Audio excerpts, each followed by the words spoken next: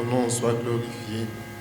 Seigneur, nous nous souvenons ce jour-là alors que tu avais encore 70 disciples, Seigneur, et que tu as dit que celui qui ne mange ta chair, ne boit ton sang, ne peut avoir la vie. Seigneur, une bonne partie de ce nombre s'est retirée. Et alors, tu as vu qu'il ne reste que 12. Tu as posé cette question, tu as dit, vous autres, ne faites pas comme les autres pour les suivre, pour partir. Et sous l'inspiration divine, l'apôtre Pierre a dit, à qui rions-nous? Car tu as les paroles de la vie. Nous avons cru, nous avons connu que tu es le Fils de Dieu, le Saint d'Israël. Et tu es le Christ, Seigneur. Et ce matin, nous croyons aussi, Seigneur. Et nous avons connu que tu es le Christ, le Saint d'Israël, Seigneur. C'est toi qui es notre époux, c'est toi qui as envoyé Frère Branham en ces temps de la fin, Seigneur, pour nous donner, Seigneur, notre Dieu, un message d'espérance, Seigneur. Et alors que nous nous tenons ici, Seigneur, en ce lieu, Père, nous attendons à toi, ce que toi-même, Père, tu fasses descendre la manne du ciel, Seigneur. Que tu ouvres le ciel, Seigneur, que tes riches bénédictions se déversent sur tes enfants ici, Père, car nous avons besoin de toi, Seigneur. Nous voulons point de la parole d'un homme, Seigneur, mais nous voulons de la parole de Dieu, Seigneur. Ce matin, Père, alors que nous nous abandonnons à toi, sois au rendez-vous, Seigneur, car c'est toi que nous sommes venus rencontrer. Bénis chaque frère, bénis chaque soeur, tous ceux qui ont fait ce déplacement, Seigneur, qui ont, oh Dieu Tout-Puissant, dépensé, Seigneur, en temps, en argent, Père, donné tout ce qu'ils pouvaient, Seigneur, pour être là. Je prie que tu te souviennes de chacun d'eux, que la gloire te soit rendue au nom de Jésus-Christ. Amen. Que le Seigneur vous bénisse.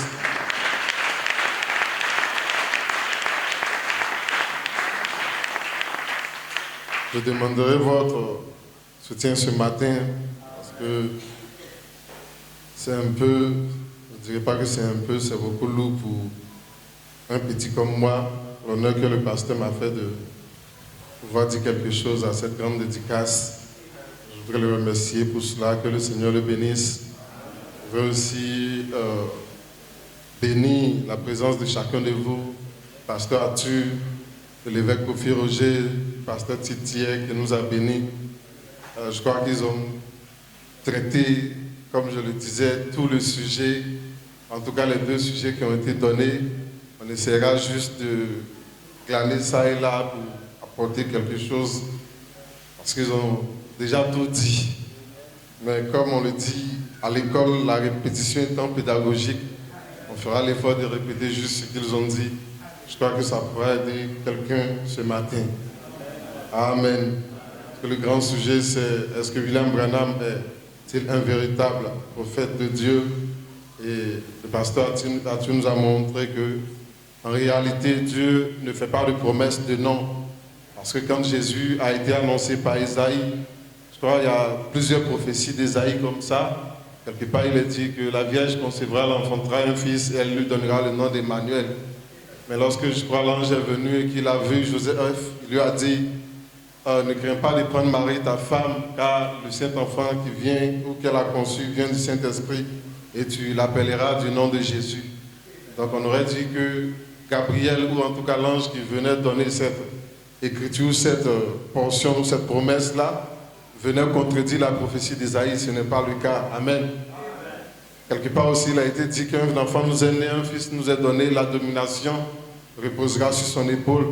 On appellera miracle, conseiller, Dieu puissant, Père éternel. Mais quand l'ange est venu, il a dit, tu lui donneras le nom de Jésus. C'est lui qui sauvera son peuple de ses péchés. On dit que, comme il a dit, Dieu ne fait pas de promesses de nom, mais c'est un ministère que Dieu annonce. Et celui qui remplit ce ministère, son nom nous importe peu. Peu importe son nom, une fois que le ministère est rempli, est accompli, la promesse que Dieu a faite est accomplie. Amen. Et s'il y a un peuple, à la suite du pasteur Tite, sur la terre, qui remplit les conditions de chrétiens, telles que définies, telles que présentées à Antioche, je crois que ce sont les croyants du message du frère Branham. Parce que c'est lui qui est venu et qui nous a ramenés à la foi des pères. Et la foi des pères, elle est inscrite ici dans le livre. Quand nous voyons les actes de nos pères, les apôtres, et quand nous regardons sur la terre, là où nous pouvons voir les actes de ces apôtres-là, c'est au milieu du message du frère Branham.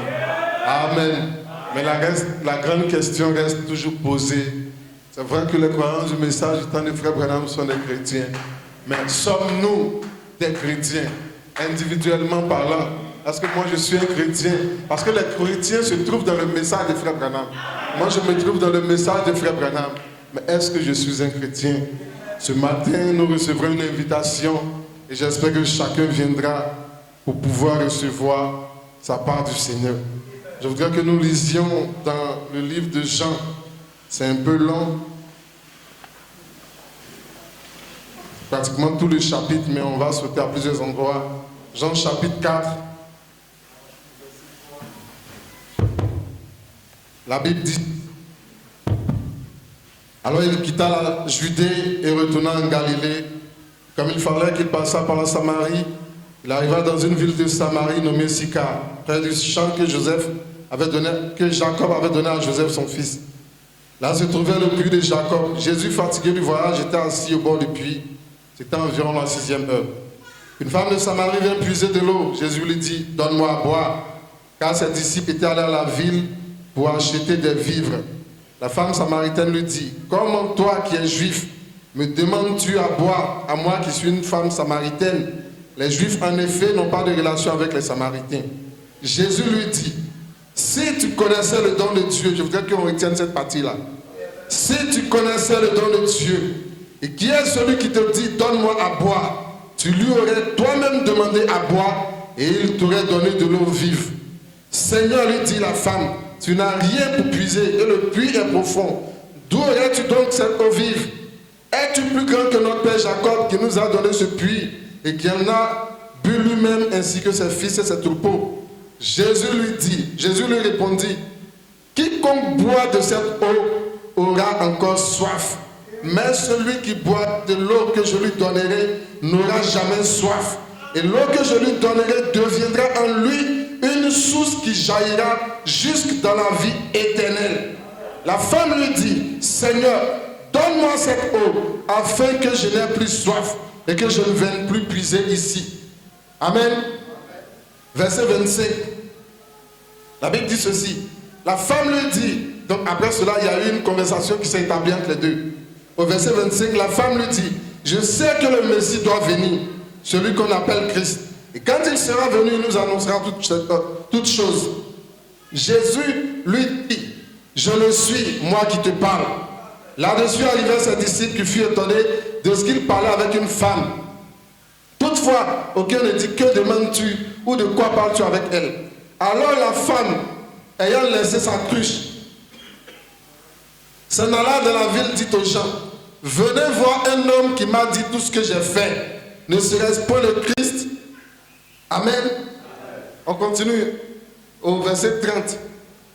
Il sortit de la ville et il vint vers lui. Verset 39, la Bible dit ceci: plusieurs Samaritains de cette ville crurent en Jésus à cause de cette déclaration formelle de la femme. Il m'a dit tout ce que j'ai fait.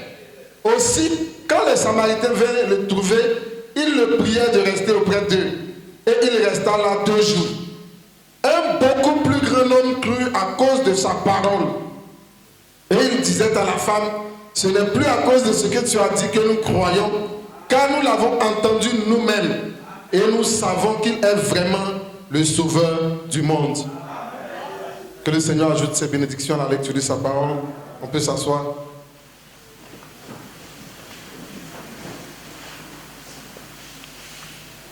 Nous allons lire aussi dans Ésaïe au chapitre 55. C'est de là que vient mon sujet. Le verset 1er, la Bible dit: vous tous qui avez soif, venez aux eaux. Même celui qui n'a pas d'argent, venez acheter et manger. Venez acheter du vin et du lait sans argent, sans rien payer. Amen. Retenons ça. Venez acheter du vin et du lait sans argent, sans rien payer. Le dernier passage, Apocalypse, chapitre 22, le verset 17. La Bible dit ceci. La Bible dit: et l'esprit et l'épouse disent viens. Et que celui qui entend dise viens. Et que celui qui a soif vienne. Que celui qui veut prenne de l'eau de la vie gratuitement. Amen. Que le Seigneur bénisse ses saintes écritures. Mon sujet ce matin, c'est: venez aux eaux sans argent, sans rien payer. Amen. Hier, il nous a été prouvé ici que William Marion Branham est un authentique prophète de Dieu. Amen. Et que ceux qui croient en son message sont des chrétiens. Amen. Alors ce matin, moi, je voudrais vous inviter maintenant à vous approcher, à prendre de cette eau-là, à boire de cette eau-là et à être des chrétiens. Amen. Je voudrais commencer tel que les lettres de Paul étaient lues, comme le pasteur Tite l'a dit hier, à Antioche, à Éphèse, à Laodicée, à Thessalonique, tel que Moïse était lu dans les synagogues. Je crois que ce matin nous avons aussi le droit de lire Frère Branham. Il a prêché sans argent, sans rien payer. C'est de là que je tire mon inspiration. Amen. C'était le 2 août 1959. Au paragraphe 59, le prophète de Dieu dit ceci. Si vous roulez dans votre voiture et qu'elle tombe dans un fossé, si vous sollicitez quelqu'un pour vous en faire sortir, vous feriez mieux de vous préparer à payer. Car on va vous exiger quelque chose pour cela. Si une dépanneuse vient vous tirer, on vous taxera par kilomètre. Et si vous le fermiez faire sortir son tracteur, 9 fois 6, 10, ce sera pire que ça. Vous devez payer pour tout service que vous avez sollicité. Tout c'est payer l'argent, payer l'argent, payer l'argent. C'est le monde dans lequel nous sommes aujourd'hui. Si vous avez un besoin, vous allez payer. Si votre voiture tombe en panne sur l'autoroute et que les entreprises de dépannage, telles que les SOA et autres, viennent de remorquer votre véhicule, préparez-vous à payer entre 100 et 150 000 au moins. Si même des jeunes sortent peut-être de la brousse ou bien des côtés, qu'ils viennent pousser votre voiture pour mettre sur le bas-côté, préparez-vous à leur donner au moins 5 ou 10 000. Dans ce monde, tout est payé. Amen. En venant ici, vous avez dû, pour ceux qui ont les véhicules, aller à la station, mettre du carburant dans les véhicules, vous avez payé. Pour ceux qui sont passés à la gare, vous avez dû payer le titre de transport, le frais de transport. Tout est payé. Si vous voulez à manger, vous aurez à payer. Si vous voulez un toit où dormir, vous aurez à payer. Même l'eau que vous devez boire, vous devrez le payer. C'est ce que Frère Branham explique ici. Pour dire qu'aujourd'hui, nous sommes dans un monde où rien n'est gratuit. Rien n'est gratuit. L'homme doit tout payer. S'il veut se vêtir, il doit payer. S'il veut manger, il doit payer. La nourriture, il doit payer. Tout doit être payé. Il faut de l'argent. Alors qu'Esaïe nous dit ici, venez aux eaux sans argent, sans rien payer. Même vous qui n'avez pas d'argent, venez sans argent, sans rien payer. Pour dire quoi? Que dans ce monde matérialiste dans lequel nous sommes, il y a quand même un espoir pour ceux qui n'ont pas d'argent. Il y a un espoir pour ceux qui n'ont pas d'or. Parce que si la vie éternelle devrait être payée, je ne crois pas que nous serions capables de payer. Amen. Parce que devant le temple se trouvait un paralytique. Il avait été là pendant longtemps. Je crois que la Bible dit qu'il avait 40 ans, il était assis là. Depuis des années, il mendiait. Les grands, ceux qui étaient dans le palais, bien vêtus, venaient au temple. Les sacrificateurs, les caïphes, tous ces gens qui avaient beaucoup d'argent, ils passaient chaque sabbat. Quand il fallait faire les offrandes, les sacrifices et toutes ces choses, ils dépassaient cet homme. Et comme la loi prescrivait de faire les aumônes, certainement qu'il faisait de l'aumône. Il donnait quelques pièces d'or ou quelques pièces d'argent à ce paralytique. Et c'était ainsi. Mais après la Pentecôte, il y a eu deux hommes, Pierre et Jean. Ils sont arrivés. Ils ont vu le paralytique qui leur tendait la main. C'était son habitude. Son cœur était désespéré. Il venait là pour avoir de quoi manger, étant incapable donc de travailler. Donc il tendait la main à tous ceux qui entraient dans le temple. Ce jour-là, Pierre s'est tenu là. Il a dit, je n'ai ni or, je n'ai ni argent. Amen. Nous n'avons ni or, nous n'avons ni argent. Les richesses de ce monde, malheureusement, que tu demandes, mon frère, nous ne les possédons pas. Mais ce que nous avons, ce que nous pouvons te donner, c'est bien plus grand que toutes les richesses de ce monde. Alléluia. C'est dans le livre des Actes. Je n'ai ni or, je n'ai ni argent, mais ce que j'ai, je te le donne. Et c'était gratuitement, au nom de Jésus-Christ, ce que Caïphe n'avait pas pu faire, ce que Anne n'avait pas pu faire, ces grands sacrificateurs, ces souverains sacrificateurs, tout au long de ces années, où ces paralytiques étaient assis devant le temple, ces hommes avaient été incapables de faire la chose essentielle qu'il fallait, à savoir sa guérison surnaturelle et miraculeuse. Mais des gens qui étaient sans argent, sans or, se sont tenus là. Ils ont dit, nous n'avons ni or, ni argent, mais ce que nous avons, qui est bien plus grand que l'or et l'argent de ce monde, nous te le donnons. Au nom de Jésus-Christ, lève-toi et marche. Il s'est levé, il a marché. Ce matin, je pourrais dire, je n'ai ni or, ni argent, mais ce que j'ai, je vous le donne. C'est le nom du Seigneur Jésus-Christ. C'est pourquoi, comme le pasteur, j'aime ce chant. Vous pouvez prendre le monde entier et toutes ses richesses. Vous pouvez prendre tout l'uranium, vous pouvez prendre l'aluminium, toutes les richesses de ce monde. Donnez-nous Jésus. Amen. C'est celui-là que nous voulons. Et ce matin, je voudrais vous inviter à venir aux eaux sans argent, sans rien payer et à prendre de l'eau de vie gratuitement. À boire de cette eau comme cette femme. Il lui a dit, femme, donne-moi à boire. Elle lui a dit, comment oses-tu, toi un juif, demander à moi une femme samaritaine de l'eau à boire, parce qu'il n'y a pas de communion entre nous. Il dit, mais si tu connaissais le don de Dieu, si tu connaissais qui est celui qui se tient présentement devant toi et qui te demande à boire, c'est toi la première qui allait lui demander à boire. Et il te donnerait une eau spéciale, une eau différente de l'eau que tu es en train de puiser. Pourquoi cette eau est différente? Parce qu'il dit que cette eau deviendra en elle une source qui jaillira juste dans la vie éternelle. Il dit que quiconque boira de ton eau, femme, aura toujours et encore soif. Le matin il boira, à 10 heures il aura soif, à 10 heures il boira, à midi il aura soif, à midi il boira, à 15 heures il aura soif. Il devra boire. Mais celui qui boira de mon eau, celui-là n'aura plus jamais soif.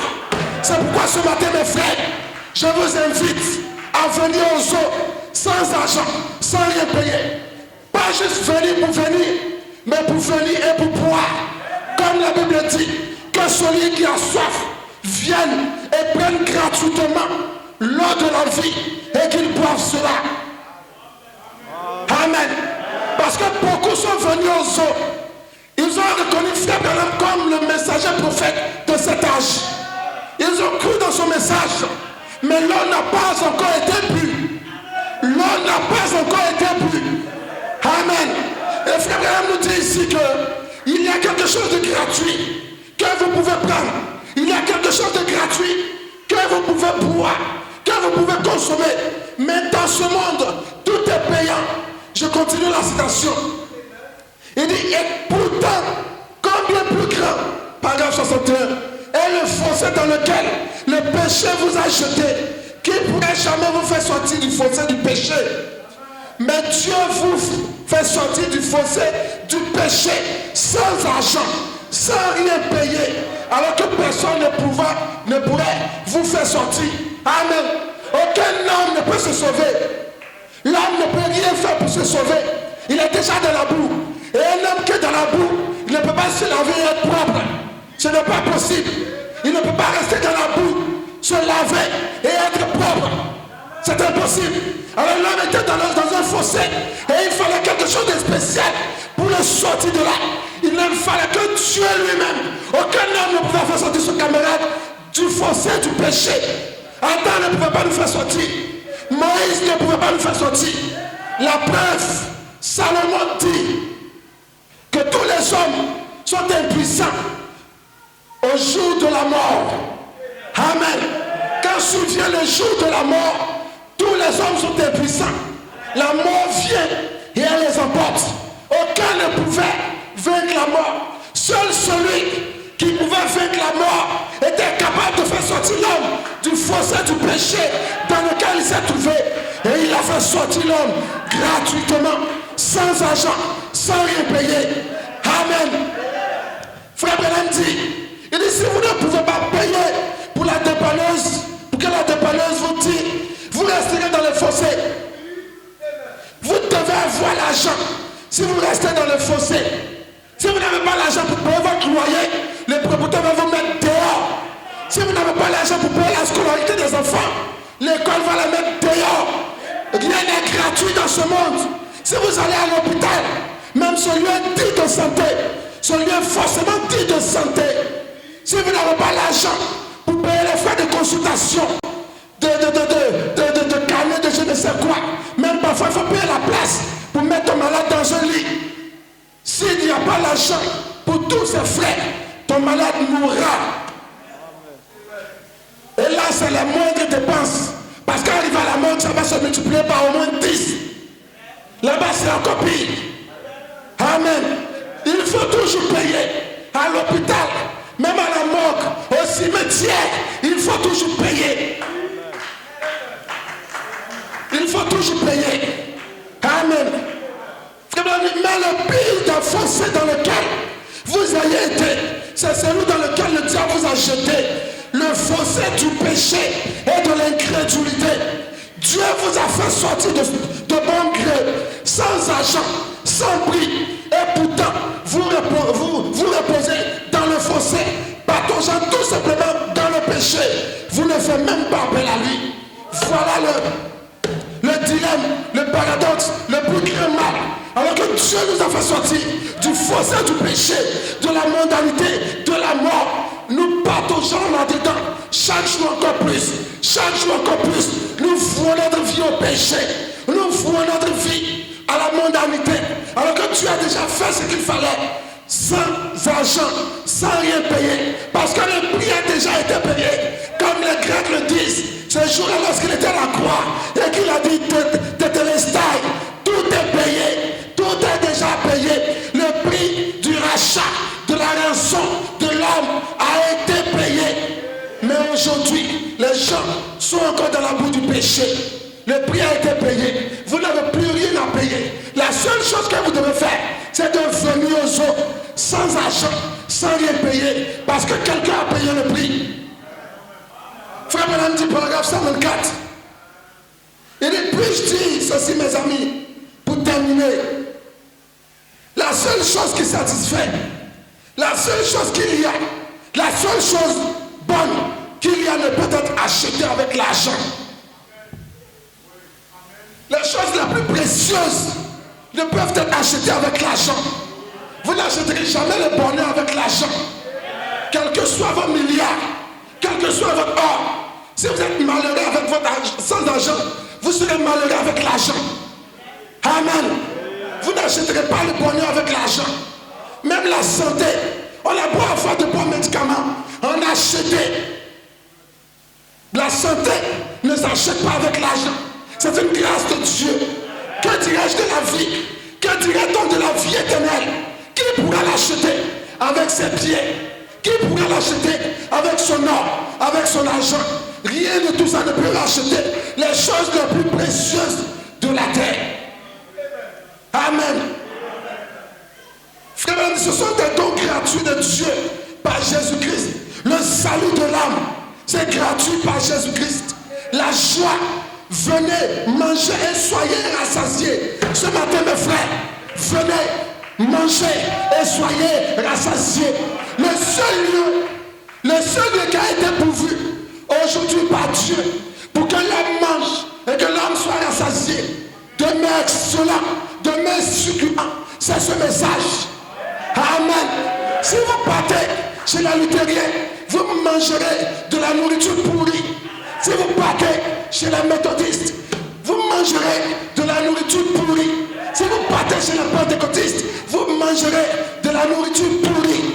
Le seul lieu qui a été pourvu aujourd'hui pour que vous puissiez manger et avoir la vie, c'est ce message.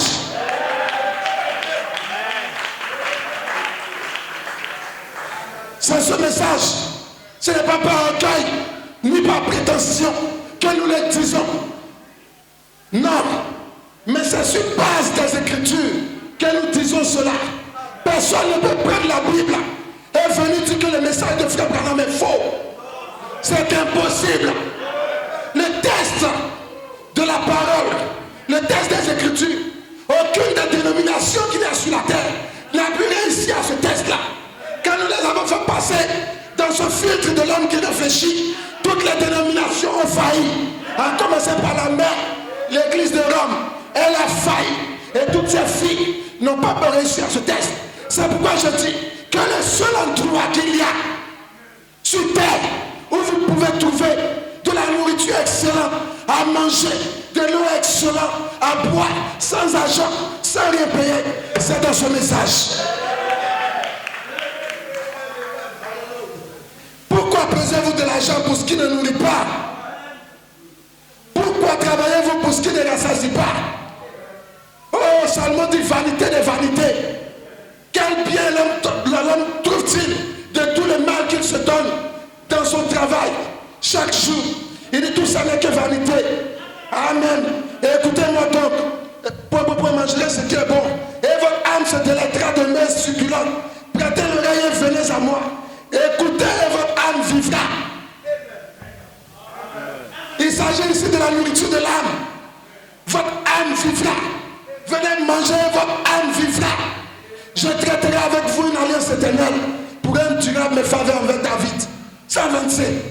Tout ce qui tue, tout ce qui est bon, tout ce qui est agréable, tout ce qui est éternel est gratuit.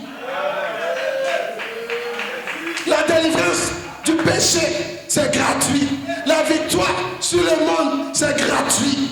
La vie éternelle, c'est gratuit. Même la paix, il dit je vous donne ma paix, pas comme le monde vous la donne. La paix de l'ONU n'est pas gratuite. Non, non, non. La paix de l'ONU s'échange avec des minéraux. La paix de l'ONU, si l'ONU t'envoie des soldats, c'est que quand en retour tu dois donner de l'or, tu vas payer ces soldats-là à coût de milliards par mois. Tu vas les payer. Ce n'est pas une paix gratuite, mais la véritable paix qui vient du Seigneur, elle est gratuite. La joie du salut, elle est gratuite. Alléluia. C'est pourquoi Frère Branham dit que tout ce qui est excellent, tout ce qui est bon, ce qui est éternel est gratuit et ne vous coûte rien. À la fin des écrits de ce livre, de la Bible donc, il est dit que celui qui veut vienne boire gratuitement aux eaux de la vie, sans argent, sans rien payer. Pourquoi gaspillez-vous votre argent pour ce qui ne rassasie pas? Pourquoi gaspillez-vous votre argent pour les plaisirs de ce monde? Pourquoi gaspillez-vous votre argent pour le maquis? Pourquoi gaspillez-vous votre argent dans plusieurs maîtresses, deuxième, troisième, quatrième, cinquième bureau? Pourquoi gaspillez-vous votre argent dans les choses qui vont détruire votre corps, détruire votre santé? Pourquoi gaspillez-vous votre argent dans toutes ces choses-là? Oh là là! Frère Branham dit, pourquoi vous gaspillez votre argent dans ce qui ne rassasie pas? Laissez-vous, et laissez-vous la véritable chose qui rassasie réellement, qui libère, et ne les gardez-vous pas. Il dit, prions. Frère, la chose véritable qui rassasie, c'est la parole de Dieu. Parce que Jean a dit, au commencement était la parole. La parole était avec Dieu. Et la parole était Dieu. En elle était la vie. Et la vie était la lumière des hommes. Alléluia. Donc si vous voulez la vie, venez aux eaux de la vie. Venez aux eaux de la vie. C'est gratuit. Sans argent. Sans rien payer. Ces eaux de vie ne se trouvent nulle part ailleurs que dans le message de Branham. Vous ne les trouverez nulle part ailleurs que dans ce message. Amen. Amen. Il n'y a que le Seigneur Jésus-Christ qui donne cela. Et il donne cela gratuitement. Vous payerez l'électricité pour avoir la lumière à la maison. Vous payerez l'eau pour pouvoir la boire à la maison. Pour pouvoir cuisiner, vous allez la payer. Le transport, vous allez payer cela pour vous déplacer. La nourriture, le loyer, tout cela. Mais le Seigneur Jésus-Christ, il dit, je suis le pain de vie. Ce pain-là même qui est tombé du ciel et qui se donne gratuitement. Vous mangerez, vous serez rassasiés. Je suis l'eau de vie. Alléluia. Il donne la paix. Il donne la vie véritable. Le véritable bonheur. Tout est en lui. Amen. Mais où se trouve-t-il dans ce message-là? Vous ne le trouverez dans aucune église laodicéenne. Vous ne le trouverez dans aucune église pentecôtiste. Vous ne le trouverez route. Ici, vous le rencontrerez. Je vous dis, venez aux autres. C'est une invitation qui vous est lancée, sans argent, sans rien payer. Amen. Alors mes frères, saisissez cette opportunité. Saisissons ensemble cette opportunité qui nous est offerte. La Bible dit, si vous entendez sa voix, n'endurcissez pas votre cœur. Ne laissez pas demain les opportunités d'aujourd'hui. Vous n'êtes pas sûr de voir demain.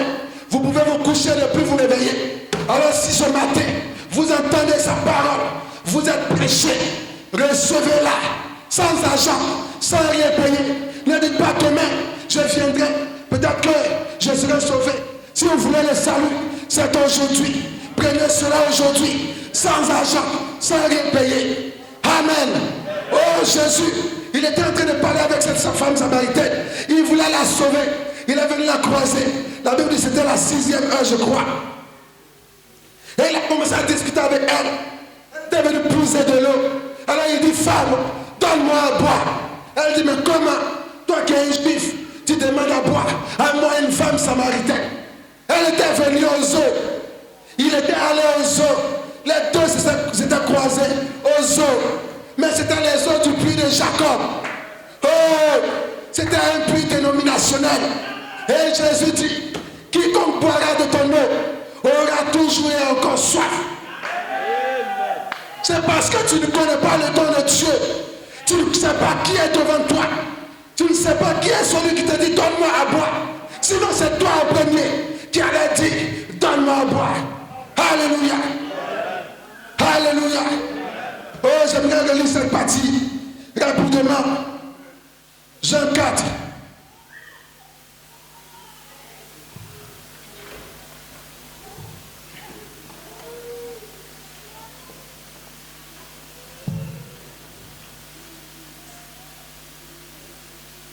Mais celui qui boira de l'eau que je lui donnerai n'aura jamais soif. Et quand le Seigneur Jésus-Christ dit jamais, c'est jamais. Et l'eau que je lui donnerai deviendra en lui une source d'eau qui jaillira jusque dans la vie éternelle. Donc l'eau que Jésus-Christ va lui donner deviendra en lui une source qui va jaillir jusque dans la vie éternelle. J'aimerais que nous nous arrêtions là un instant. J'ai cherché dans le dictionnaire français le sens du mot source. Il a dit ceci. Il a dit source, endroit d'où sort l'eau qui est transportée ou qui s'écoule ensuite vers la rivière.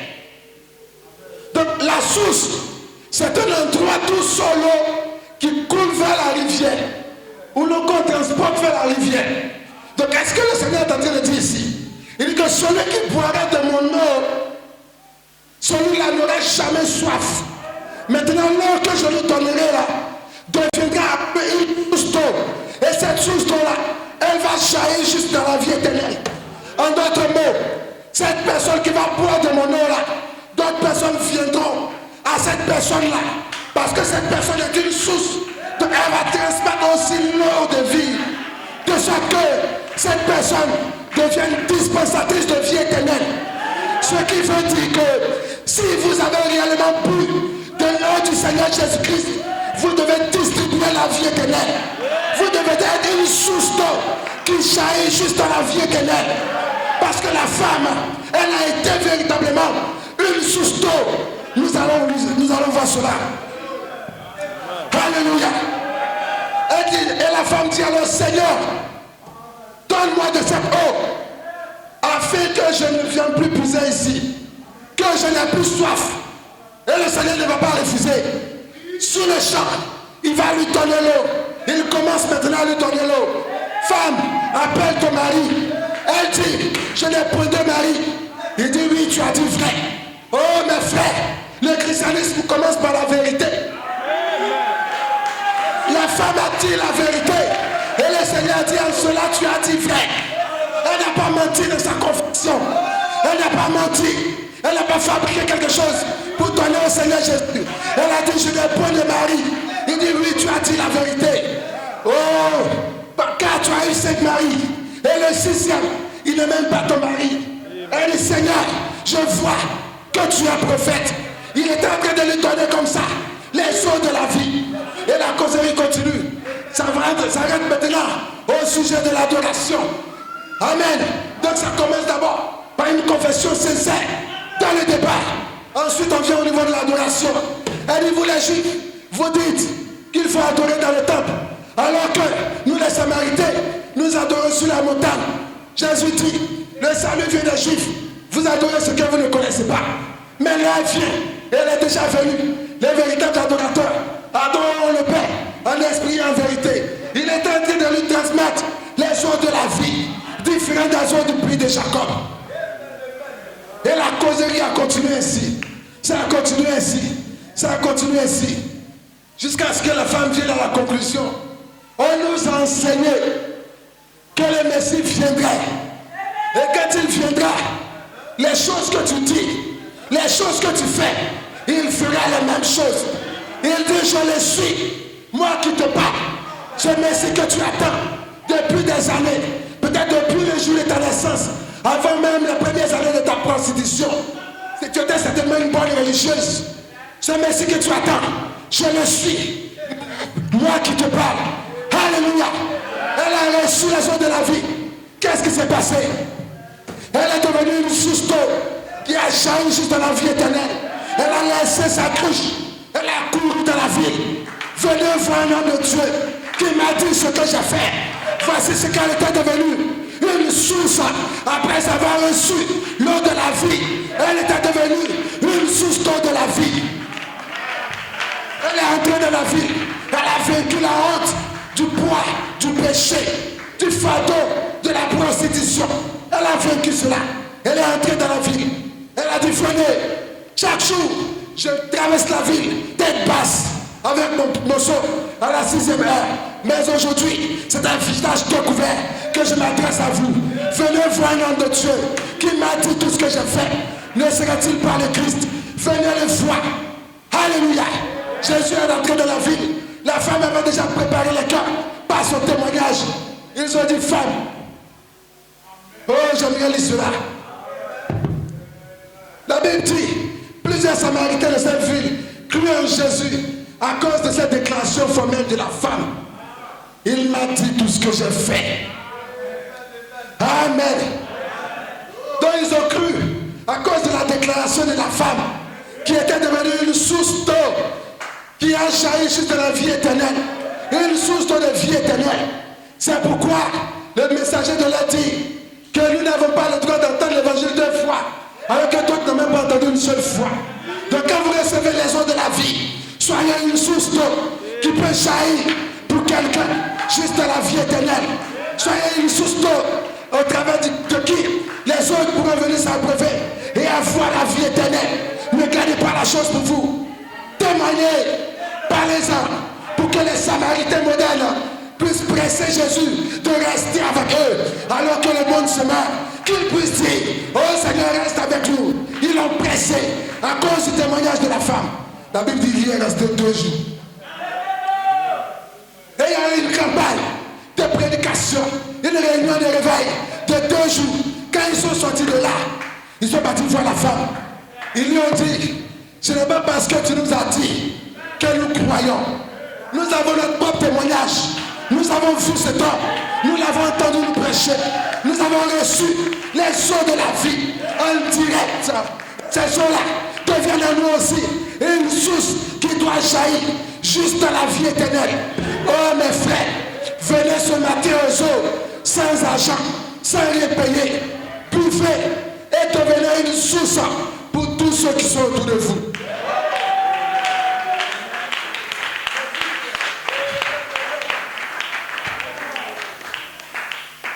Devenez une source pour tous ceux qui sont autour de vous. Hier, je crois que c'est le pasteur qui le disait, qu'il est plus tard que nous ne le pensons. Et c'est vrai mes frères, il est plus tard que nous ne le pensons. Alors s'il y a quelque chose à faire, c'est de recevoir ces eaux-là, ces eaux de vie. C'est pourquoi à la fin du livre d'Apocalypse, il a dit que celui qui a soif, d'abord l'esprit et l'épouse disent viens. Que celui qui a soif dise viens.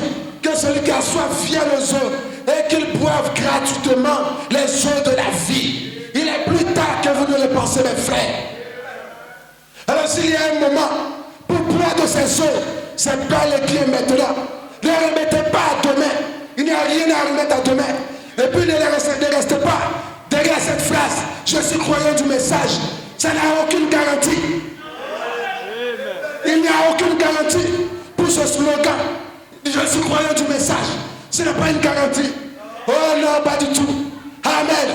Ce qu'il nous faut, c'est de recevoir sa vie. C'est de recevoir sa vie.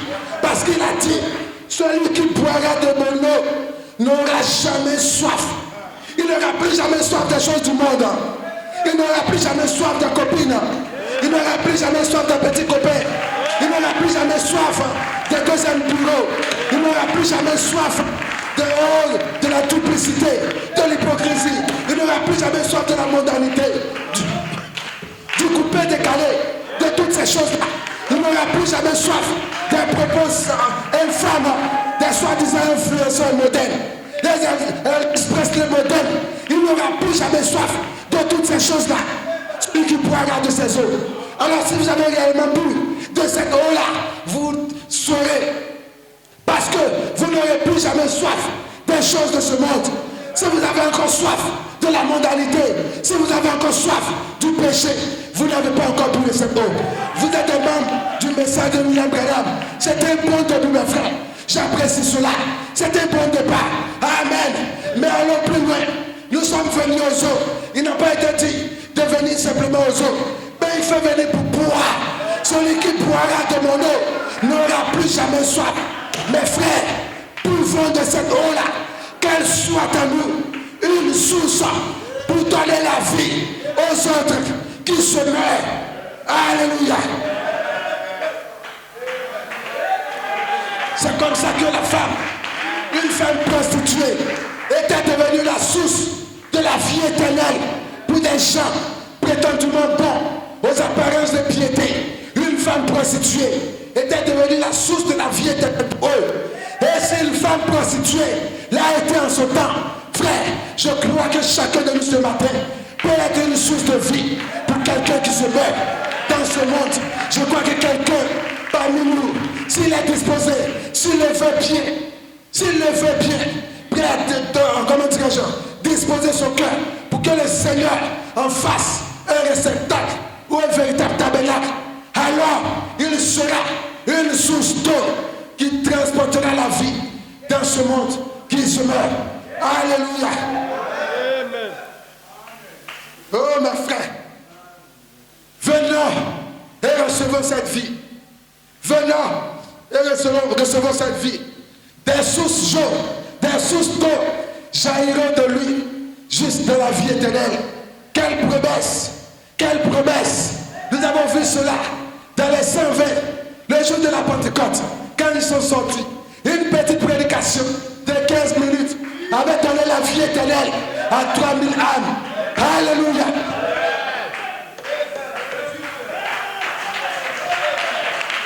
Ils avaient cru au message de leur jour.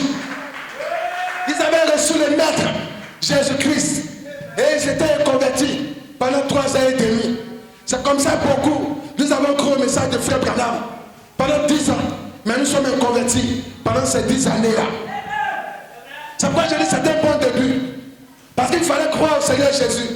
Quoi qu'étant converti, il fallait croire quand même et puis rester tranquille. Rester là jusqu'à ce que s'accomplisse la promesse qui avait été faite. Amen. C'est comme ça aussi, nous recevons le message, nous le croyons pendant 10 ans. Mais pendant ces 10 ans-là, quelquefois, ou pour la plus grande part, nous restons les convertis. D'autres c'est pendant 15 ans, croyant du message et convertis. D'autres c'est pendant 20 ans, croyant du message et convertis. Ce matin, mes frères, ne restez pas des membres du message, des croyants. Non, non, venez aux eaux, sans argent, sans rien payer. Buvez de cette eau-là. Et soyez une source comme Pierre. Quand le Saint-Esprit est tombé, il est sorti. Il dit, ces gens ne sont pas ivres de vin. Mais c'est ici ce qui avait été annoncé par Joël. Alléluia. Il se réfère toujours aux Écritures. C'est comme ça, vous aussi, vous vous devriez dire, quand les eaux seront en train de couler dans votre âme, vous direz, c'est ici ce qui a été annoncé par William Marion Branham. Attendez que cette petite épouse, sous pression, est pourchassée. Amen. Alléluia. Attendez de voir la pression du mouvement œcuménique et vous verrez que cette épouse-là fermera le ciel. Elle fera ci, elle fera ça. Mais mes frères, proférer, être croyant du message, c'est bien, mais ça ne suffit pas. Il faut la véritable expérience. Il faut la véritable expérience pour que vous soyez comme Pierre, une source de qui jaillit la vie éternelle pour entrer dans 3000 âmes. Et quelque part, je crois dans Acte 4, oh, c'était 5000 âmes qui avaient été gagnées. Alléluia. Ce matin, venant aux eaux, sans argent, sans rien payer. Il n'y a rien à payer. C'est une eau de vie gratuite. Je ne parle pas de l'eau de vie profane des Mexicains. Je ne parle pas des paroles insensées des publicains. Non, non, non. Je parle de la parole pour ce jour-ci. Venez aux eaux sans argent, sans rien payer. C'est là qu'il y a la vie. C'est ici qu'il y a la vie. Amen. C'est ici qu'il y a la vie. Amen. Et c'est comme ça. Pierre, qui était un inconverti, croyant au Seigneur Jésus, pendant 3 ans et demi. Au jour de la Pentecôte, Pierre reçoit le baptême du Saint-Esprit. Et il va prêcher une petite prédication de 15 minutes. Il a parlé plus que moi ce matin. Et 3000 âmes se sont converties. Et ces 3000 âmes sont devenues à leur tour des sources d'eau qui jaillissent jusqu'à la vie éternelle. C'est pourquoi le diable a mal fait de crucifier le Seigneur. Quand le Seigneur est parti, il dit, vous êtes avantageux que je m'en aille. Et quand il est parti, il est revenu sous la forme de 120 personnes. Amen. Et après ces 120 personnes sont devenues 3000 personnes. Et après ces 3000, on a atteint 5000. Et les choses se sont multipliées. Voici comment nous devons nous multiplier ici à Divo, mes frères.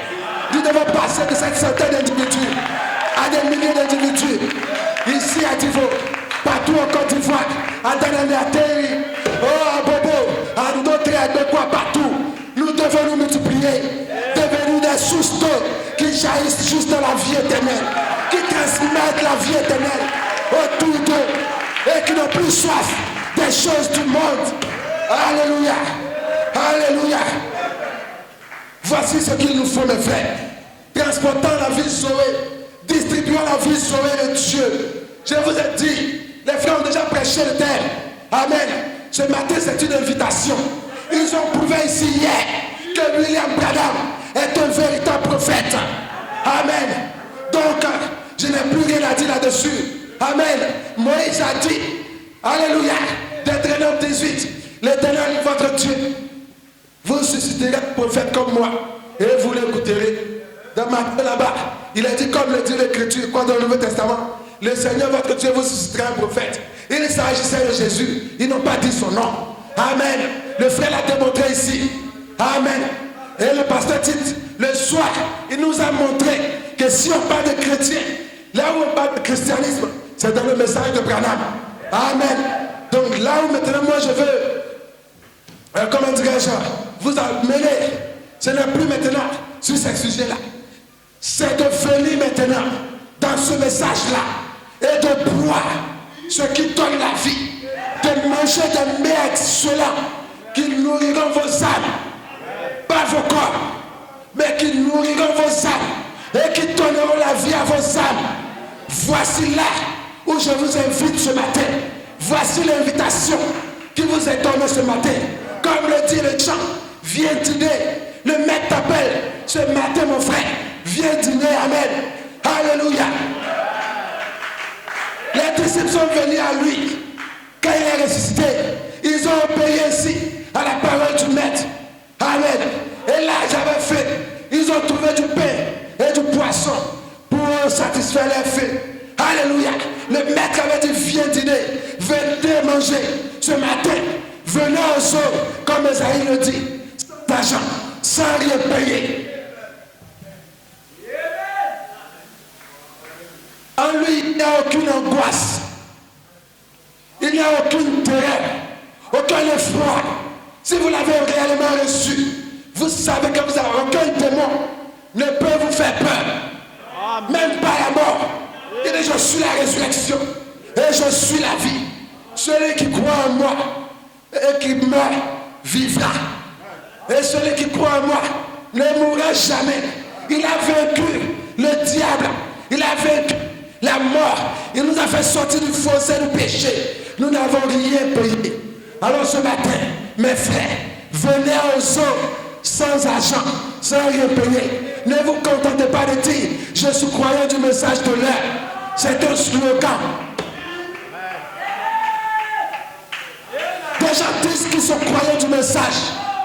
Quand nous voyons leur vie, c'est les 7 femmes, c'est les 10 femmes. Des gens disent qu'ils sont croyants du message. Et ils disent, vive le bon vin. Ils crient partout à Abidjan, au plateau et toutes ces choses. Ils séduisent le monde. Ils séduisent les enfants de Dieu. C'est pourquoi je suis croyant du message.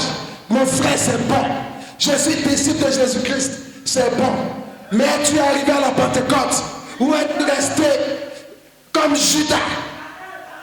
Es-tu resté comme Judas sous l'arbre pour te pendre? Es-tu pas venu à la Pentecôte? Es-tu pas venu à la Pentecôte? Voici ce qu'il nous faut. Une véritable expérience. Une véritable expérience. Afin que nous soyons des sources d'eau vive. Des sources d'eau qui jaillissent jusque dans la vie éternelle. Mes frères, dans Jean 4 que nous avons lu, la femme, lorsqu'elle a reçu cette eau, elle a dit, Seigneur, donne-moi de cette eau. Et si vous remarquez, lorsqu'elle a eu de cette eau, l'eau du puits de Jacob, elle l'a rejetée. Elle a laissé la cruche là, à la dénomination de Jacob. Elle a laissé la cruche à la dénomination, oh alléluia. C'est ce qu'elle dit, n'apportez pas dans le message votre dénomination avec vous. Maintenant c'est la parole. Si vous venez de l'église baptiste, laissez, oh oui, les pratiques baptistes là-bas, où il faut s'attacher les cheveux, forcément, avant d'être chrétien, vous venez à l'église. Si vous venez, oh, de l'église, adventure du 7e jour, laissez votre histoire du sabbat, c'est le samedi. Si vous venez de l'église pentecôtiste, laissez tous vos ribababa et je ne sais quoi, laissez votre dénomination là-bas, laissez cela au puits de Jacob et courez, recevez le Saint-Esprit, recevez ces eaux de vie et transmettez la vie éternelle tout autour de vous. Soyez une source pour ceux qui se meurent. En lui, il n'y a aucune angoisse. Si vous les recevez, vous n'aurez aucune angoisse. Je ne dis pas qu'il n'y aura pas de problème. Les problèmes sont faits pour cette terre. Depuis la chute de l'homme, depuis que nous avons été chassés du jardin de d'Éden, les problèmes ont commencé sur cette terre. Donc il y aura toujours, aussi longtemps que cette terre reste dans son état déchu, il y aura toujours des problèmes. Mais il n'y aura pas d'angoisse pour vous devant chaque difficulté de la vie. Vous aurez la tête haute. Vous aurez la tête haute. Et nous avons vu cela dans la vie des disciples. Pas qu'ils n'avaient pas de problème. Et même ils parlent des tribulations. Ils ont vécu des tribulations, des peines, des épreuves, des douleurs. Mais ils avaient la victoire. Amen. Ils ne couraient pas ça et là, chercher une deuxième solution auprès des marabouts pour voir si le féticheur du village ne pouvait pas faire quelque chose pour moi. Oh non, non, non, non, non. Ils étaient sûrs de l'eau qu'ils avaient bu. Alors ce matin, buvez de cette eau. Et si vous en avez déjà bu, soyez-en rassurés. Cette eau jaillira de vous jusqu'à la vie éternelle, mes frères. Frère Branham dit, vivant, mourant, enseveli, ressuscitant, revenant. Alléluia. C'était un matin de Pâques, je crois, le 29 mars 59. Le prophète dit ceci. Il dit, je suis content de savoir qu'on peut au milieu de ceux qui ont le cœur brisé. Ce matin, mon frère, si tu as le cœur brisé, sache qu'il est là pour toi.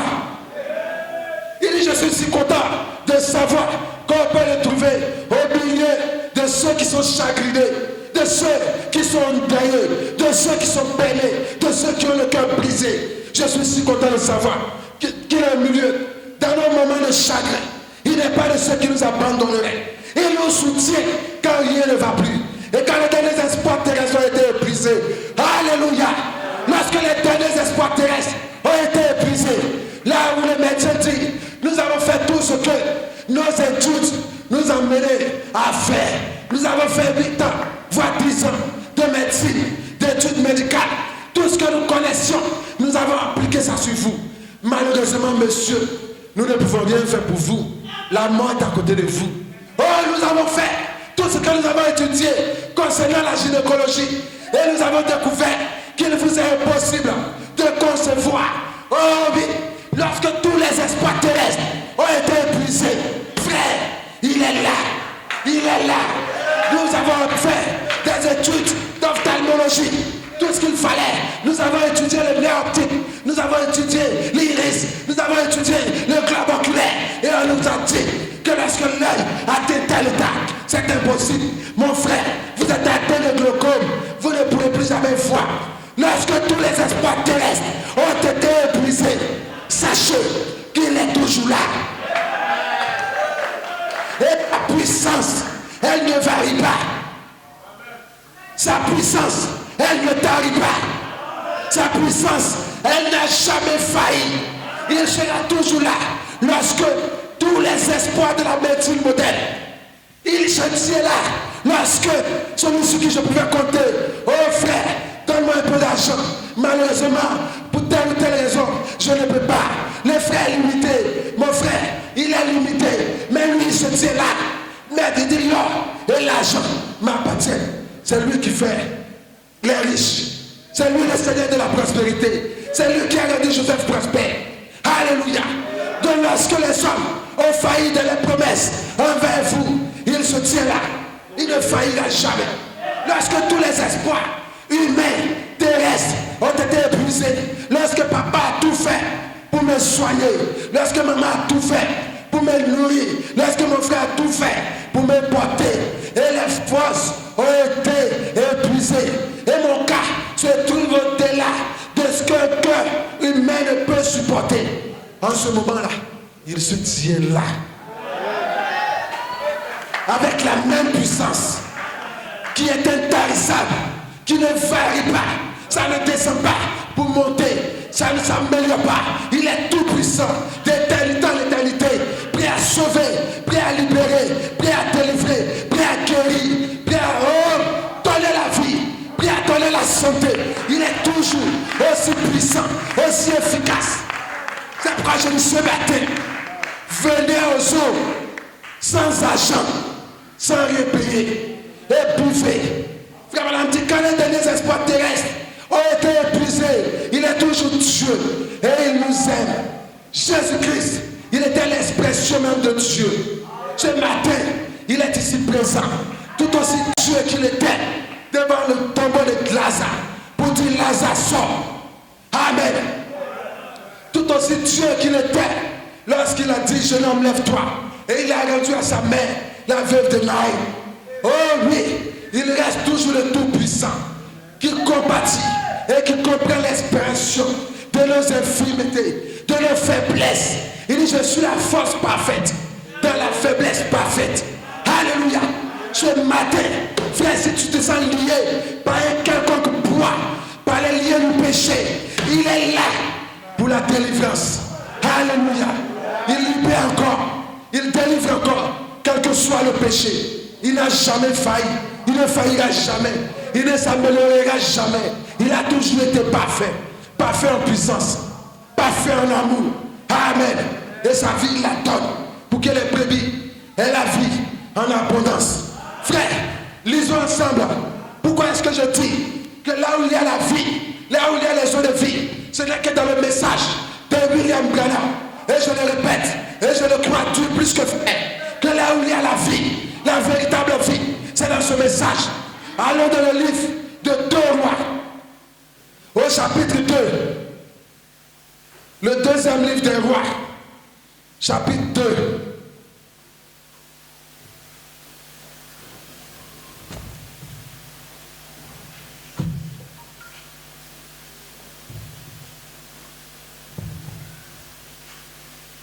À partir du verset 15, la Bible dit ceci.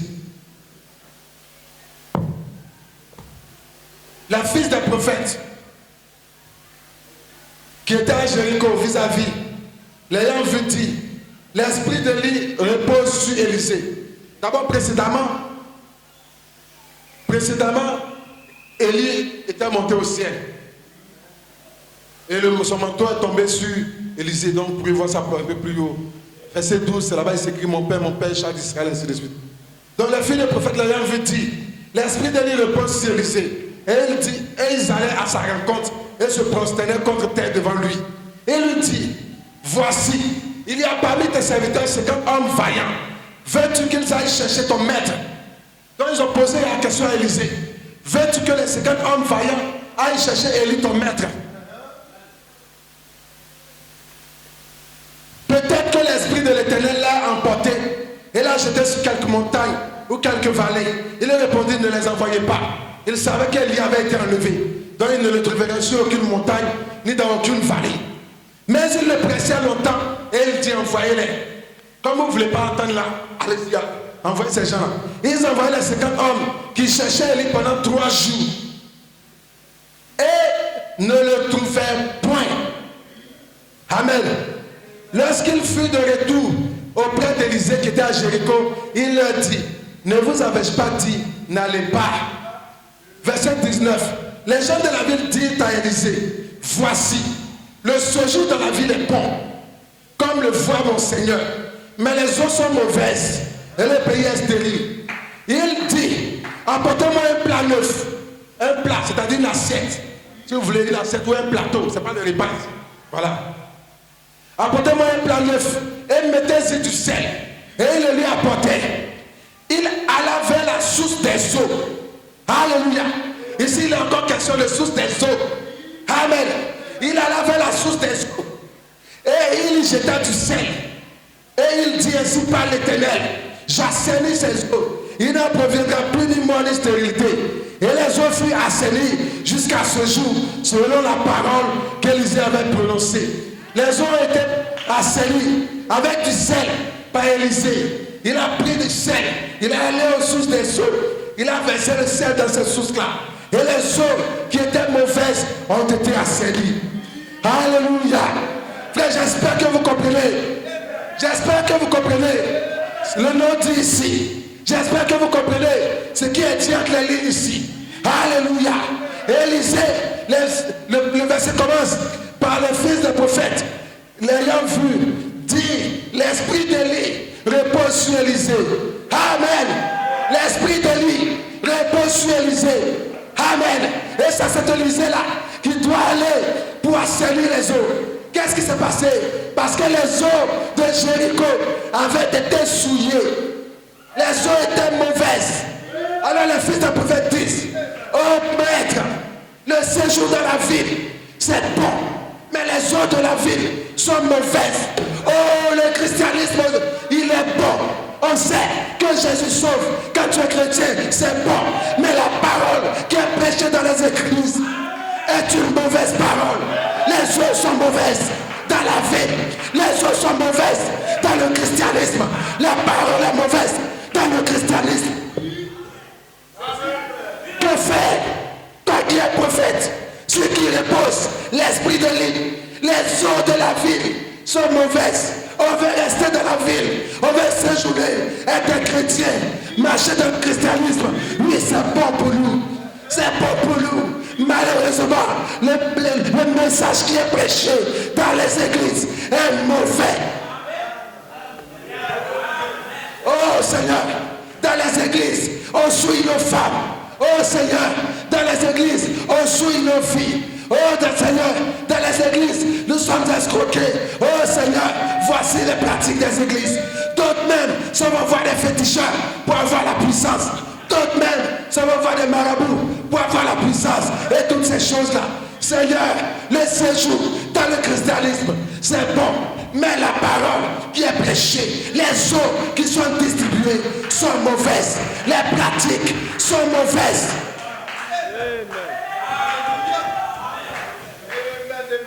Amen. Ces eaux souillées, c'est la dénomination.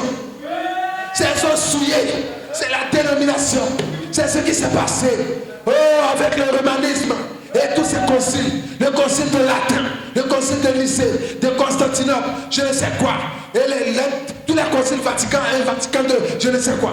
Oh, ils ont souillé les eaux de la ville. On ne peut plus boire l'eau. Alléluia. Ils sont venus avec le baptême au nom du Père, du Fils et du Saint-Esprit. Ils sont venus avec l'Assomption de Marie, l'infaillibilité du pape. Oh, nous croyons en l'Église avant la parole. Ils sont venus avec toutes ces choses-là. Amen. Ils sont venus. Ils ont dit que nous n'avons plus le droit de lire la Bible. Le seul prêtre devait lire et interpréter ces choses-là. Voici ce qui nous a été donné. Et ainsi, pendant plus de 12 siècles, les eaux du christianisme ont été souillées. Pendant plus de 12 siècles, les eaux du christianisme étaient souillées. Pourtant, le christianisme, c'est la bonne chose. Parce que dans le bouddhisme, il n'y avait aucune vie. Chez les Mahométans, il n'y a jamais eu aucune vie. La seule religion où il y a eu la vie, depuis ses origines, c'est le christianisme. Donc la vie est bonne. Malheureusement, les eaux sont souillées. Les eaux ont été souillées par le romanisme. Que faire? Comment pouvons-nous rester alors dans une telle ville, dans une telle religion? Que faire? Oh, alléluia. Mais Élisée, sous lui reposait l'esprit d'Élie. Cet esprit de restauration, cet esprit de restitution. Alléluia. Alléluia. C'est comme ça qu'aujourd'hui, après que toutes ces dénominations, les flèches dénominationnelles aient lié le Saint-Esprit, après que le romanisme ait souillé les eaux et que ces filles aient sali ces eaux, les eaux étaient comme les eaux de Mara, dans le livre, je crois, de Nombre ou de Deutéronome, où les fils d'Israël ne pouvaient pas boire parce que les eaux étaient amères. Et c'est comme ça que les eaux du christianisme sont devenues amères à cause du romanisme. Oh mes frères, mais il avait été dit, je restaurerai toutes ces années. C'est ce que Joël avait prophétisé. Il dit, je vous restaurerai toutes ces années qu'on devrait le Gélec, le Gazam, le Asile et la sauterelle, ma grande armée que j'avais envoyée contre vous. Oh oui, l'église était tombée, mais il y avait une promesse de restauration. Le pasteur a dit ici hier, Jésus-Christ que le ciel doit recevoir, Jésus-Christ que le ciel doit retenir, Jésus-Christ que le ciel doit garder, jusqu'au temps du rétablissement de toutes choses. Oh oui, mes frères, il y avait la promesse de la restauration. Il a dit, je restaurerai. Cette église qui avait été sabotée par le romanisme devait être restaurée. Ces eaux devaient être purifiées uniquement par celui qui avait l'esprit d'Élie. Amen. Et aujourd'hui, nous avons reçu le prophète, sur qui reposa l'esprit d'Élie. Nous l'avons reçu. Et la preuve, qu'est-ce qu'il a fait? Il a pris le sel, il a purifié les eaux. Il dit, j'assaini ces eaux. J'assaini ces eaux. Selon la parole de l'Éternel, ces eaux sont purifiées. Frère, si vous partez dans le pentecôtisme, vous burez des eaux amères. Vous boirez plutôt des eaux amères. Les eaux là-bas ne sont pas purifiées. Ce ne sont pas des eaux pures. Ce ne sont pas des eaux pures. Si vous partez là-bas, vous serez baptisé dans le titre de Père, Fils et Saint-Esprit. Si vous partez chez les Mormons, on vous fera le baptême pour les morts. On vous dira, oh votre grand-père qui est mort, baptisez-vous pour lui aujourd'hui, pour qu'il soit sauvé là-bas au ciel. Vous ferez ce baptême des morts là. Si vous partez chez les Mormons, si vous partez chez les témoins de Jéhovah, on vous dira, oh non, Jésus c'est un petit ange que Dieu avait créé pour le servir. Oh, vous n'aurez pas la révélation de la divinité. Oh, Jean 17 dit, oh la vie éternelle. Jean 17, oh la vie éternelle, c'est qu'ils te connaissent, toi, le seul vrai Dieu, et celui que tu as envoyé, Jésus-Christ. Donc, il faut connaître qui est Dieu et qui est Jésus-Christ pour voir la vie éternelle. Mais si vous partez là-bas, vous n'aurez pas cette révélation de la divinité suprême. Vous n'aurez pas la révélation de la divinité expliquée. Ces eaux-là sont souillées. Ces eaux-là sont souillées. Les eaux de l'église pentecôtiste sont souillées. Les eaux de l'église baptiste sont souillées. Les eaux de l'église adventiste sont souillées. Les eaux de l'église évangélique sont souillées. Les assemblées de Dieu, leurs eaux sont souillées. Il faut Élisée qui a l'esprit d'Élie. Il se tiendra là pour assainir ses eaux. Aujourd'hui, la parole a été restaurée par William Marion Branham, ayant soumis l'esprit et la puissance d'Élie. Il a assaini les eaux. Il a assaini les eaux. Il a assaini ces eaux-là. C'est pourquoi je dis, le seul lieu où vous trouverez de l'eau pure pour vos âmes, c'est là où l'esprit d'Élie, là où celui qui a l'esprit d'Élie a assaini les eaux.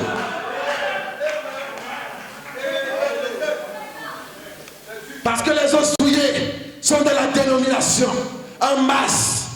Aujourd'hui, vous regardez les églises dénominationnelles, elles n'ont plus rien de ce qu'on appelle chrétien. Elles n'ont plus rien de biblique. Plus rien de chrétien ne se fait là-bas. La dénomination est morte. Elle a séché. C'est pourquoi ce matin, je réitère mon invitation. Venez aux eaux, sans argent, sans rien payer. Bouffez et ayez la vie. Il a dit que celui qui boira de mon eau n'aura plus jamais soif. Amen. Il n'aura plus jamais soif des rites bababababa. Il n'aura plus jamais soif des fausses prophéties. Il n'aura plus jamais soif des faux miracles. Il n'aura plus jamais soif des faux dons.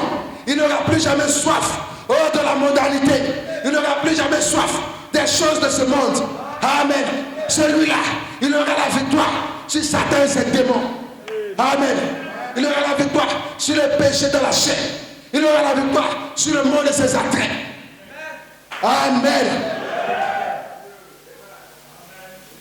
Amen. Oh oui. Le catholicisme, après la mort du dernier apôtre, a souillé les eaux. Il a souillé les eaux. Et jusqu'à aujourd'hui, quand vous voyez là-bas, c'est de la souillure. Malgré la réforme de Luther, les luthériens sont retournés boire de l'eau impropre, de l'eau amère. Ils sont partis boire l'eau qui est mauvaise. Les méthodistes, malgré la réforme de Wesley, ils sont retournés boire cette mauvaise eau. Les pentecôtistes sont venus avec la restauration des dons, mais ils sont partis, se divisant en dénominations. Ils sont retournés boire cette eau impropre. Mais Dieu a suscité un prophète. C'est pourquoi j'aime cette phrase d'Élisée où il dit au roi, parce qu'on lui a dit que Naaman le Syrien vient. Il vient pour se faire guérir. Et le roi apprend ça, parce que le roi de Syrie fait une lettre. Il envoie au roi d'Israël. Mon général Naaman arrive chez toi pour être guéri de la lettre. Quand il viendra le soir, qu'il soit guéri. Alors le roi prend la lettre et il lit. Il dit, oh, voici le roi de Syrie. Comme il est un pouvoir puissant, il a une puissante armée. Il cherche un moyen de me faire la guerre. Est-ce que moi je suis Dieu pour guérir son général? Élisée a entendu. Le roi se lamentait. Il dit, oh roi, pourquoi te lamentes-tu? Laisse qu'il vienne. Et alors il saura qu'ici en Israël, il y a un prophète dans le pays. Amen. J'aime cette phrase d'Élisée. Laisse qu'il vienne. Et il saura qu'ici en Israël, il y a un prophète dans le pays. Mes frères, laissez qu'il vienne. Ils sauront qu'ici, il y a un prophète dans notre pays. Alléluia. Laissez que qu'ils viennent dans le message, ils sauront qu'ici, dans le message, il y a un prophète dans notre pays. Alléluia. Laissez qu'ils viennent, ils sauront qu'il y a un prophète ici qui a assaini les eaux, qui nous les a donnés et qui a dit buvez de ces eaux, ayez la vie. Oh mes frères, je vais chercher à terminer. Oui, il y a ici un prophète avec l'esprit d'Élie. Il a purifié les eaux pour vous. N'hésitez pas, buvez les eaux là. Recevez toute la parole sur parole, révélation sur révélation. Recevons cela. Ne restons pas à la frontière. Ne nous cantons pas des croyants du message. Devenons des sources d'eau. Et si arrive un moment, il y a le péché, le sel sera versé à chaque source que tu es, pour que tu donnes la vie aussi. Alléluia. Le message de l'heure va te donner le sel qu'il te faut. Toi, la source que tu es, pour que tu donnes la vie. Alléluia. Oh oui. Je vais terminer. Aujourd'hui, mes frères, c'est la bonne nouvelle qu'elle a. L'esprit d'Élie est ici. Dans cet âge, il a été envoyé pour restaurer. Il a été lu ici hier. Je ramènerai. Souvenez-vous de la loi de Moïse, mon serviteur. Voici, je vous enverrai Élie le prophète. Il ramènerai à la foi des enfants à leur père. Amen. Le seul lieu où vous pouvez voir que les pratiques des apôtres encore pratiquées, c'est dans le message de Branham. Frère, j'ai fait des années dans l'église évangélique. Je n'ai jamais entendu parler de lavage des pieds. On a fait des années dans ces églises-là. On a pris la Sainte Seine presque tous les matins, chaque dimanche matin. N'ayant aucune révélation de ces choses. C'était des choses qu'on faisait comme ça. Les eaux étaient mauvaises. Elles n'étaient pas de bonne qualité. Pourtant, le christianisme, c'est la meilleure religion. Mais les eaux étaient mauvaises. Là, il est venu. Il les a assainis. Ce matin, ces eaux sont assainies. Frères et sœurs, aujourd'hui, cette ville, le message, il contient. C'est le seul lieu où il y a des sources de vie. Hors du message, c'est la mort. Hors de ce message, c'est la mort. Amen. L'eau a été purifiée. Elle est de qualité. Élisée, ce qui repose l'esprit d'Élie, notre Élisée modèle. Alléluia. Il a purifié ces eaux-là. Amen. Je dis, je le répète, William Mario Branham. Amen. Il est celui-là que Dieu a envoyé pour restaurer la parole. Si vous trouvez un autre, dites-le moi. On s'asseyra. Écriture à la main. Bible à l'appui. On en parlera. Personne ne réussira le test de Malachie 4 en dehors de Frère Branham. Personne ne réussira ce test-là. D'autres sont venus avant lui. Ils se sont proclamés Élie le prophète. Ils n'ont jamais pu assainir les eaux. Au 19e siècle, il y a eu des gens qui sont venus dire qu'ils sont Élie le prophète. Ils n'ont jamais pu assainir les eaux. Même au 20e siècle, quand Frère Branham était enfant, adolescent, d'autres se sont levés. Ils disent ils sont Élie le prophète. Ils n'ont jamais pu assainir le christianisme. C'est ici que la parole a été purifiée. C'est pourquoi je dis, remarquez, tous les autres là, les Kakou Philippe, Zappa Dadi Etienne, Aboko Moïse, de tous, ils ne viendront jamais pour prendre la place d'Élie. Ils disent qu'ils viennent après Élie. Bon, ça c'est leur problème. C'est bien sûr, celui qu'il nous fallait pour restaurer la parole, pour purifier les eaux, c'est Élie. Maintenant, si les autres, ils sont 4e Élie, 5e Élie, 6e Élie de l'âge et la Odyssée, c'est leur problème. Le souillé, c'est la dénomination. Si vous êtes encore dans la dénomination, mes frères, il est encore temps de sortir de là. Si vous êtes encore dans cette pratique ecclésiastique, anti-scripturaire, vous avez encore le temps de sortir de là et de venir aux eaux de la vie. De venir aux eaux de la vie. Vous avez encore le temps de quitter la synagogue de Caïphe. De quitter la synagogue d'Abdel, d'Anne et de tous ces pharisiens-là. De quitter les synagogues pour venir dans l'église du Dieu vivant. Amen. Amen. Amen. Parce qu'aujourd'hui, si vous suivez l'actualité, le monde est au bord de l'implosion. Le seul lieu de refuge, c'est en Jésus-Christ. Et Jésus-Christ, selon la prophétie, il a été mis à la porte par les églises de cette heure. Et oh oui, frère Branham dit, quel scénario pitoyable de voir que le propriétaire de l'église, le fondateur de l'église, le maître de l'église a été mis à la porte par l'église elle-même.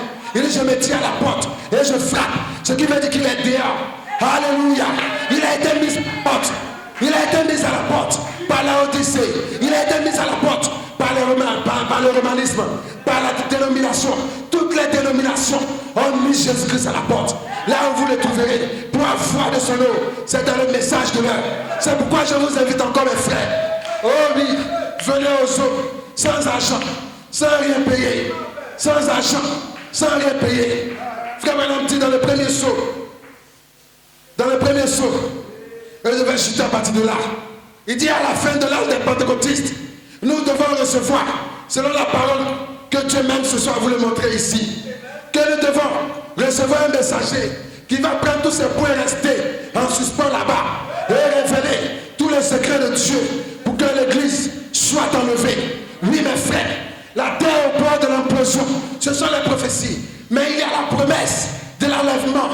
Oh oui, Dieu ne détruit jamais l'impie avec le juste. Il ne détruit jamais le méchant avec le juste.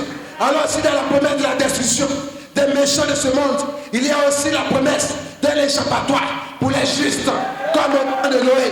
Parce qu'il a dit, ce qui arriva au temps de Noé arrivera pareillement au jour du Fils de l'homme.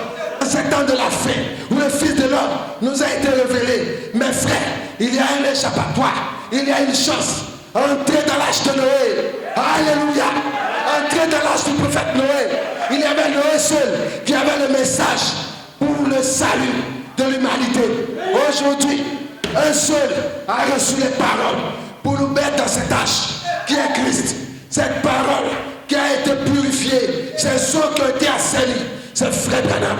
Il dit selon les prophéties, il y a la promesse d'un prophète. Alléluia. Pour prendre les points laissés en suspens, les points qui avaient souillé les eaux, il va venir, il va purifier les eaux. Et quand il va purifier les eaux, c'est pour préparer l'église pour l'enlèvement. Frère, je peux le dire, sans crainte de me tromper, que dans le romanisme, il n'y a aucune chance d'enlèvement. En l'église catholique romaine, il n'y a aucune chance d'enlèvement. Chez les luthériens, vous n'aurez aucune chance d'enlèvement. Chez les wesleyens, vous n'aurez aucune chance d'enlèvement. C'est ici que sont les promesses de l'enlèvement. C'est pourquoi vous êtes invités à venir ce matin aux eaux, sans argent, sans rien payer.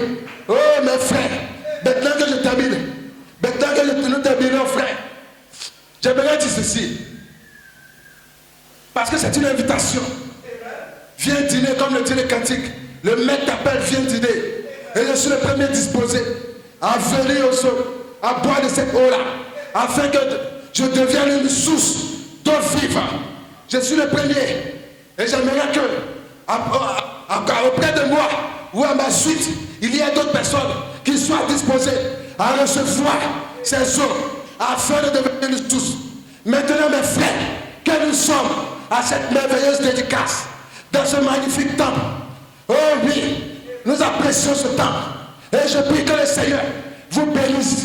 Vous qui avez contribué par votre temps, par votre talent, par votre trésor, par les voyages, vous avez investi de votre temps. Nous sommes dans une ère matérialiste. Nous l'avons dit d'entrée de jeu. Rien n'est gratuit. Il faut tout payer. Pour venir ici, il faut payer. Pour les briques, il faut payer. Pour les carreaux, il faut payer. Pour les instruments, il faut payer. Pour tout, il faut payer. Et frère, vous avez payé. Même des médicaments pour vous soigner à cause de la fatigue, vous avez payé.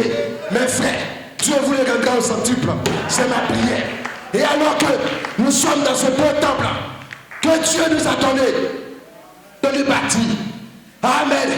Alors que le Dieu contemple ce beau temple, j'aimerais aussi vous inviter à ouvrir vos yeux spirituels sur les parois de vos âmes, que nous puissions ouvrir nos yeux spirituels sur l'invisible, scruter les parois de nos âmes, alors que nos yeux physiques regardent la beauté et la magnificence de ce temple, que chacun entre lui-même pour regarder, pour dire Seigneur, est-ce que je suis aussi beau que ce temple physique que tu regardes?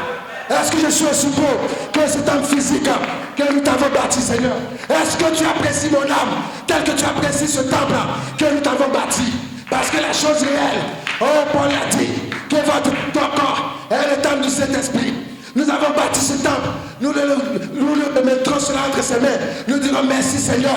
Et je dis merci au pasteur, merci aux diacres, les administrateurs, les frères ici, tous les frères, partout à Danalé, à Abidjan, à Théry, partout, tous ceux qui ont contribué, de près ou de loin, tous ceux qui ont travaillé. Que le Seigneur vous bénisse mes frères. Mais je répète, est-ce que nos âmes, ou les parois de nos âmes, sont tout aussi beaux? Ou est-ce qu'ils reflètent la beauté de ce temple? C'est la question. La même question qui a été posée hier. Les chrétiens sont dans le message de Branham. Mais est-ce que je suis chrétien? Ce temple est beau. Mais le Seigneur ne prend pas plaisir dans ce temple. Le Seigneur n'agréera jamais ce temple. Aussi longtemps que les temples que nous sommes ne lui seront pas agréables. Qu'est-ce que je veux dire? Salomon avait bâti le temple. Le pasteur a lu l'écriture hier. Ce matin, quand il a lu, il a fait la dédicace. La Shekinah est tombée. Mais quand le peuple s'est corrompu, qu'est-ce que tu as fait? Dieu a dispersé le peuple. Et il a fait brûler le temple. Le temple, Dieu ne signifiait rien. Le peuple avait besoin du temple. Dieu n'avait pas besoin du temple. Nous avons besoin du temple. Mais que Dieu veut, ce sont nos corps que nous devons garder ici, irrépréhensibles, de véritables tabernacles de Dieu. C'est pourquoi nos vies doivent refléter la beauté. Sinon nos vies, nos âmes doivent être bien plus beaux que ce temple physique. Parce que la seule condition, je le répète, pour que Dieu agrée le temple que nous le baptisons aujourd'hui, que nous le dédicassons, c'est que le temple qu'il veut, son temple à lui, que nos corps, l'ensemble de nos corps, que ce temple-là soit exempt de toute souillure. C'est pourquoi nous devons arrêter de souiller les temples du Saint-Esprit. Si nous voulons que Dieu crée ce temple que nous avons bâti pour nous mettre à l'abri des intempéries, nous devons arrêter de souiller son temple à lui. Amen. Parce que la Bible dit, il dit David, tu veux me bâtir un temple, c'est bien, c'est bien. Mais moi-même, je te bâtirai le meilleur temple, le véritable temple, le temple le plus excellent. Et je crie ce matin que le véritable temple, c'est le corps du Seigneur Jésus-Christ. C'est pourquoi chacun doit se mettre dans les dispositions qu'il faut pour dire Seigneur, comme la femme samaritaine, nous voulons venir au puits là. Nous savons que nous sommes venus souillés, mais ne nous laisse pas repartir souillés. Ne nous laisse pas repartir avec notre cruche de péché. Que nous puissions être ça là et que nous allions témoigner. Voici ce que nous voulons. Que nos vies te soient agréables. Que nos vies soient le reflet de ta parole. Nous t'avons fait un temple, Seigneur. Mais nous savons que si ce temple est plein de transgressions, si nos vies sont pleines de transgressions, comme tu l'as fait avec Israël, tu vas brûler le temple. Parce que le temple en réalité n'en a pas besoin. Les temples que tu veux, ce sont des temples vivants. Et frère Branham dit, ne savez-vous pas que vous êtes la seule Bible que certains auront à lire de toute leur vie? Ce qui veut dire, des gens ne liront pas la Bible. Ils regarderont nos vies, ils regarderont nos actes, ils regarderont nos paroles, ils regarderont ce que nous ferons, tel que nous serons. C'est la seule Bible. Et nous sommes des épîtres, lui des gens du monde. C'est pourquoi nous devons refléter le nom et la majesté de notre Dieu. Ce matin, alors que nous sommes dans ce beau temple, ma prière, c'est que nos âmes soient tout aussi pures, soient tout aussi beaux, exempts de péché, d'hypocrisie, de méchanceté, de mensonges, de fausseté, de toutes sortes de duplicité, de toutes sortes de péchés. Que nos vies soient exemptes de tout cela et que nous soyons à l'image de ce temple que nous consacrons. Oh Seigneur, mes frères, venez aux eaux sans argent, sans rien payer. Venez buvez, devenez des sources, reflétez Jésus-Christ et distribuez la vie éternelle tout tout autour de vous. Que la paix et la bénédiction du Seigneur vous accompagnent.